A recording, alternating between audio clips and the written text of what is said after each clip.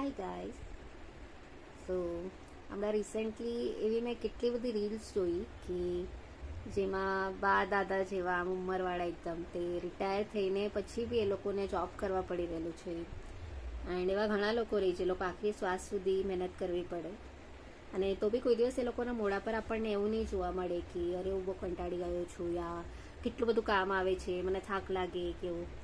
And બીજી તરફ આપણા જેવા લોકો જે લોકો પાસે બધું જ છે, મતલબ બેસિક તો બધી જ વસ્તુ છે આપણા લાઈફમાં, તો બી આપણે થોડુંક કંઈ વધારે કરવું પડે તો આપણા માઇન્ડમાં કેવું આવે કે યાર કેમ મારે જ સાથે આવતા હોય, મારે જ કેમ આવું બધું કરવા પડે છે. સો એ લોકોને જોઈને મને એવું લાગે કે આપણે એ લોકોથી એવું શીખવું જોઈએ કે જે બી વસ્તુ આપણા પાસે છે તેના માટે આપણે થોડુંક વધારે ગ્રેટફુલ થવું જોઈએ હવે. કારણ કે આજનો ટાઈમ એવો છે કે ઘણા ખરા લોકો પાસે તો જોબ બી નથી ને આપણા પાસે જે છે તે આપણે શુકરમંદ રહેવું જોઈએ.